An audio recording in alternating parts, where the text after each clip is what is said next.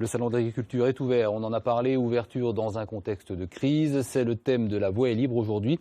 Deuxième partie, on retrouve Arnaud Lefebvre et ses invités, élus et représentants du monde agricole. Ça se passe en direct dans le plateau juste à côté. Merci Emmanuel. Nos invités, effectivement, Samuel Legrand pour les jeunes agriculteurs, Christian de Serles, président de la Chambre d'agriculture de Bourgogne-Franche-Comté, et puis invité politique, François Patria, sénateur de Côte-d'Or, et puis Rémi Delatte, député de la Côte-d'Or. Question arrivée sur Internet, elle résume bien la compétitivité, les problèmes de prix également pour l'agriculture française. Les céréales, nous exportons des céréales en Égypte par exemple. L'Égypte ne veut plus de nos céréales parce qu'elles n'ont pas un taux de protéines suffisant, dit ce téléspectateur apparemment bien informé sur la question, parce que les sols en France ont été trop puisés, pompés par l'agriculture.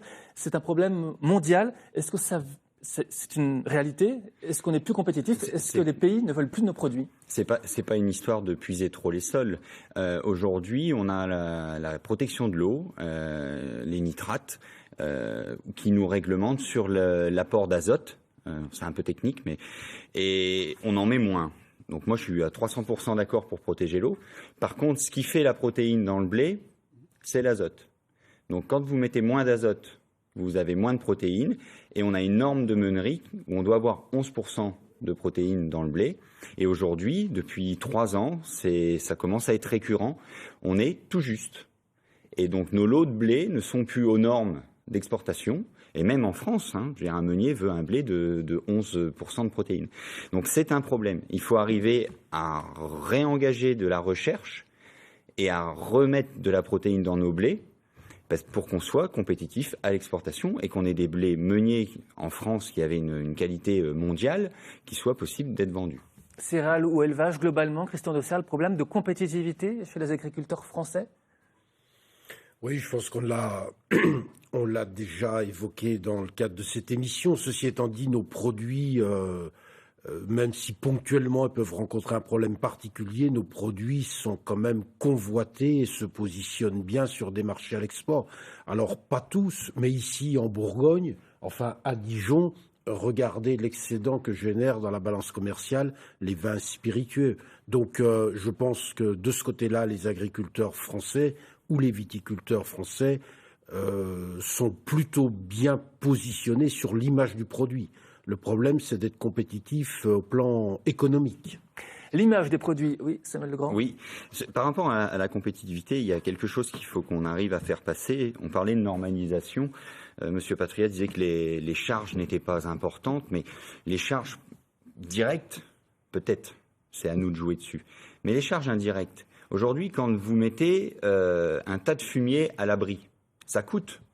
Dans une exploitation laitière, il faut une fumière couverte ou une fosse de récupération, justement pour protéger les eaux.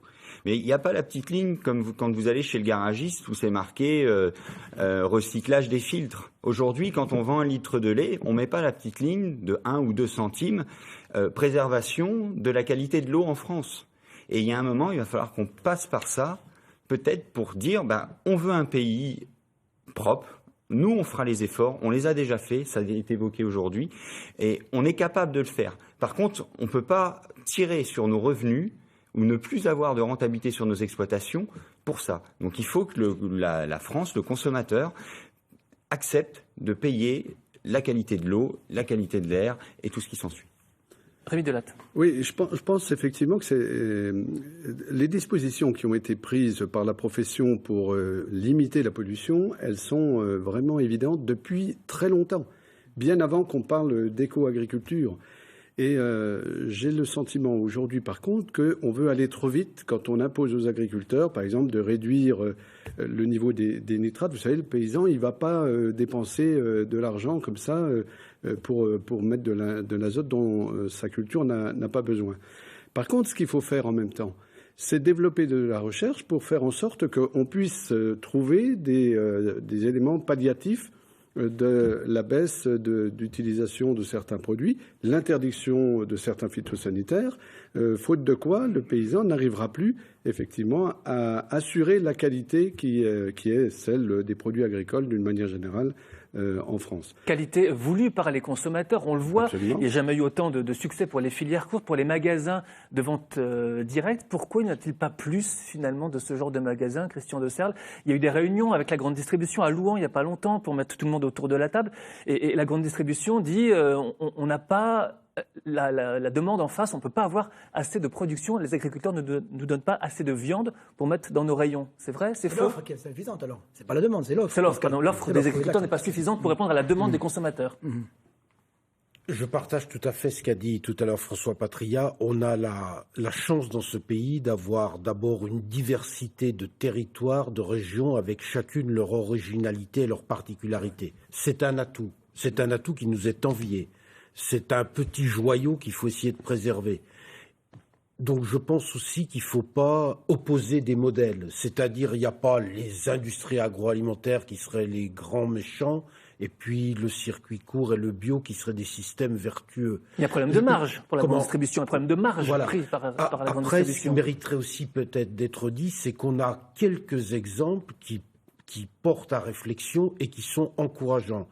Je pense à un groupe d'agriculteurs qui fournit un Leclerc dans le département de Saône-et-Loire. Je pense même à 2 groupes d'agriculteurs où on a contractualisé à l'année sur un prix constant qui ne fluctue pas comme malheureusement on voit si souvent les produits à la production fluctuer. Et c'est du gagnant-gagnant du producteur jusqu'au consommateur. Parce qu'en volume commercialisé, on tient à des bons niveaux de volume. Le distributeur, le consommateur est donc content. Le distributeur a passé un deal avec des agriculteurs qui tiennent parole, approvisionnent 52 semaines par an. Donc, on peut aussi réussir. Ceci étant dit, on vit aussi avec les habitudes, on vit aussi avec la foulée de ce qu'ont été les 30 Glorieuses aujourd'hui en matière de restauration collective et de restauration hors foyer. Mais comment on peut imaginer, avec le nombre de contraintes, d'exigences, de normes qu'on impose du côté de la production, qu'on puisse redécouvrir des scandales du type de la viande de cheval, par exemple. Donc, il y a des secteurs où les choses se clarifient, se précisent. Il y a encore des secteurs où il y a vraiment du chemin à parcourir. Et à ce niveau-là, c'est un petit peu comme les farines de viande qui avaient été dénoncées et dont on a rendu responsables les agriculteurs et les éleveurs. Mais en quoi les pauvres éleveurs étaient, en quoi que ce soit, engagés dans le non-respect de la réglementation du niveau de chauffage des farines de viande. Donc, si vous voulez, tous les jours, on nous renvoie des questions d'organisation dont certaines nous sont imputables et dans lesquelles on doit s'engager. D'autres, c'est plus une action collective dans lesquelles tout le monde doit aussi faire des efforts. Je ne sais pas si je m'exprime clairement. Oui, mais si vous voulez, c'est intéressant. Sur ces repas hors foyer, justement, il y a 6 milliards de repas, je crois, en France pris hors foyer. Ça veut dire qu'il y a du travail. Là, ça veut dire que les collectivités peuvent s'engager. On va y revenir. Les collectivités. Lycée agricole d'Auxerre-la-Brosse, à côté d'Auxerre.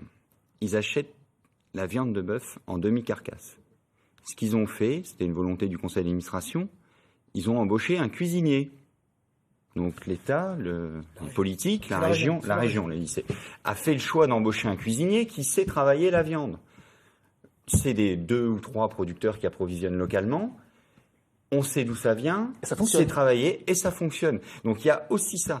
Et on est sur un coût qui peut être peut-être un peu plus élevé. Et c'est aussi ça qu'il faut voir. Il faut que le consommateur, donc le parent d'élève, accepte de payer peut-être son repas un peu plus cher pour derrière créer de la valeur. On a un gars qui bosse. Et derrière, on a des producteurs locaux qui arrivent à mieux valoriser. Les collectivités, François Patria, la région s'engage notamment auprès des rectorats pour les lycées. Est-ce que vous savez concrètement comment vous mangez au Sénat, par exemple? C'est pas avec les rectorats, c'est la région, directement, avec tous ces collaborateurs. La région a dit qu'elle allait sensibiliser les rectorats pour... Pas seulement le rectorat l'a fait avec nous.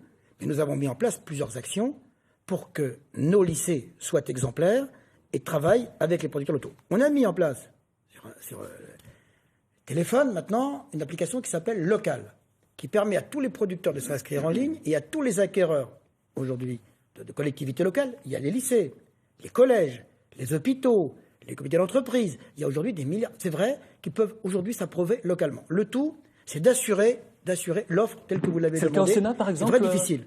Donc, Ce système, il ne marche pas très bien aujourd'hui, il devrait marcher mieux. Je crois que j'incite la région aujourd'hui à poursuivre l'œuvre qui a été commencée, que nous avons mis en place, pour faire en sorte que l'offre soit suffisamment conséquente, durable, et pour pouvoir assurer le... Ça marche en région, à Paris. La question à Paris. Non mais pourquoi à Paris? Au Sénat, par exemple, est-ce qu'à la cantine, le restaurant du Sénat, qui a plutôt bonne réputation. Je ne sais pas. Au Sénat local, par exemple. Le restaurant du Sénat. Excusez-moi. Le restaurant du Sénat, je réponds à une question ponctuelle, n'est pas le restaurant du Sénat. Il est indépendamment. C'est un appel d'offres qui est géré par des indépendants. Donc gagne l'avion, tu gagnes quelque part. Donc c'est ça qu'on veut. C'est qu'à un moment, c'est pas vous qui le gérez, mais à un moment, si vous vous dites, moi je veux manger français. Quand les jeunes agriculteurs sont allés ouvrir les camions à l'entrée de la cantine, ça devait être du ministère de l'Intérieur, enfin bref, économie et finances, 90%, il n'y avait rien qui venait de France. Il y a un moment, il faut balayer. Je rappelle que dans les grandes surfaces, responsables agricoles le disent, dans les grandes surfaces en France aujourd'hui, 90% de la viande est française. Pas sur 90%. Pas sur les produits. La collectivité à Saint-Apollinaire, par exemple, comment ça fonctionne? Ah oui, Saint-Apollinaire développe dans le cadre de son marché de restauration scolaire des principes de circuit court et d'accès à des produits type CRC, les blés à culture raisonnée ou bio. Je trouve qu'il y a quelque chose qui est intéressant dans notre conversation, c'est effectivement de privilégier, rechercher tout ce qui peut améliorer le revenu de l'agriculteur. Mais attention à ne pas généraliser. Parce qu'on parlait tout à l'heure de modèle économique, on parlait de la diversité des agricultures en France. Les situations ne sont jamais les mêmes d'un secteur à un autre. Quand on est paysan à Pontarlier, à Genlis, à Châtillon ou à Auxerre, on est dans des situations complètement différentes. Et c'est là où il faudra que, dans les temps qui viennent, on réfléchisse bien à quel modèle économique on veut. Et il n'y a pas un modèle économique comme on a pu avoir jusqu'à présent, c'est autour d'un principe d'une exploitation type familiale, 80 hectares, c'est la moyenne en France. C'est au contraire faire en sorte que là où il y a des niches qui peuvent être explorées, on puisse développer des particularités qui assurent à l'agriculteur une juste rémunération. J'illustre le propos de Rémi, l'AOC comptait. C'est moi qui l'ai signé en tant que ministre. Aujourd'hui, les seules filière laitière qui fonctionne bien, c'est le comté. On ne peut pas le généraliser partout. Mais ce que je voudrais dire en conclusion de l'émission quand même, c'est que pourquoi cette crise est si violente et si grave? Parce qu'elle touche en même temps toutes les productions. Le prix des céréales atteint des niveaux indécents. Le prix du blé, c'est dramatique aujourd'hui. Le prix de la viande va mal. Toutes les filières sont mises à mal en même temps, ce qui prouve cette explosion. Donc, qu'il faut que les Français comprennent que toutes les filières agricoles sont aujourd'hui touchées par la crise et qu'il doit y avoir des réponses structurelles évidentes. Je reprends le lait.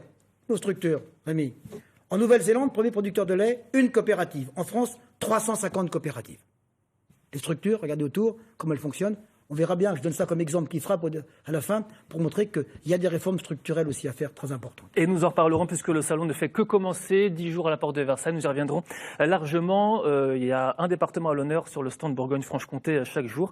Catherine Matoche y sera en direct dans la suite du 12-13 sur France 3. Nous y reviendrons dans nos différents journaux. Puis Enquête de région, mercredi à 23h15, se demandera à quoi sert le salon de l'agriculture aujourd'hui. Dossier complet également sur france3.fr où vous pouvez revoir cette émission. Excellent week-end sur France 3.